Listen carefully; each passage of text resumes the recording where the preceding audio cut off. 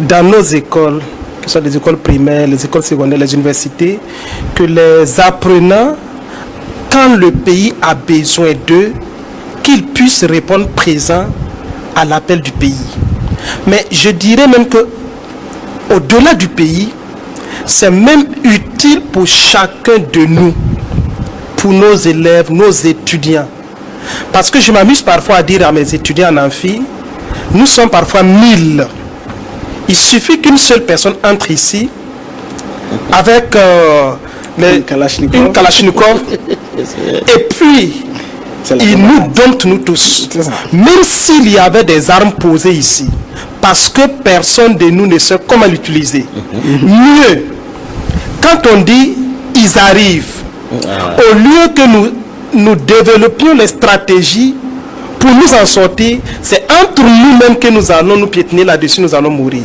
Ce qui veut dire que cette formation est la bienvenue parce que au moins ça va donner à chaque enfant, à chaque individu, ne serait-ce que les stratégies nécessaires de pouvoir, de savoir quelle attitude adopter quand on dit qu'il a un tel danger autour de lui. Donc de mon point de vue, l'objectif est salutaire parce que c'est donner les rudiments nécessaires à chaque apprenant de pouvoir être utile à lui-même et à la nation quand cela est. C'est quoi? C'est de préparer des réservistes pour en tout cas la patrie. Et ensuite, il faut savoir que ces mêmes réservistes doivent être sur tous les plans de production, sur le plan économique et autres. Et maintenant, sur le plan militaire, tel que c'est dit, c'est vrai, les gens pensent que c'est la question formation physique. Mais il faut d'abord travailler sur la mentalité même du petit enfant pour qu'il puisse évoluer avec de bonnes valeurs pour pouvoir être utile à la société. Et je perçois ça dans ce sens que nous aurons peut-être à développer parce que ça demande encore une réorganisation. Et si on invoque notre histoire, surtout au temps de la Révolution, nous avons vu que cette organisation était là, présente, avec les pionniers qui sont divisés en 3 niveaux. Mais on aura l'occasion d'en échanger, les Django, les Djambou et les Abra.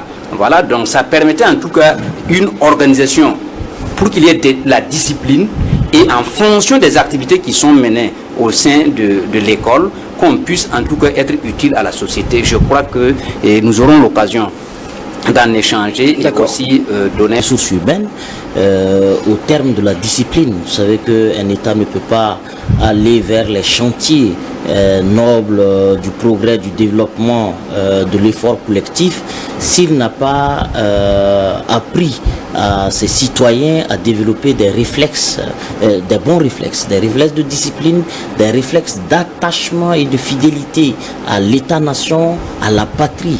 Et l'une des fonctionnalités naturelles ou l'une des professions qui permet de cultiver ça chez un individu citoyen d'une république, c'est le statut du soldat. Sauf que c'est une catégorie professionnelle qui n'est pas répandue, alors que les valeurs patriotiques, le sens des armoiries et des symboles de la nation doivent habiter chaque citoyen. Il doit en être jalousement le protecteur. Et je pense que au-delà de la caricature que les gens y voient déjà des enfants qui vont manipuler des armes, moi je ne vois pas systématiquement cette dimension. Je vois la dimension où on veut amener chaque citoyen burkinabé à partir de l'école primaire à lier son destin à celui de la nation.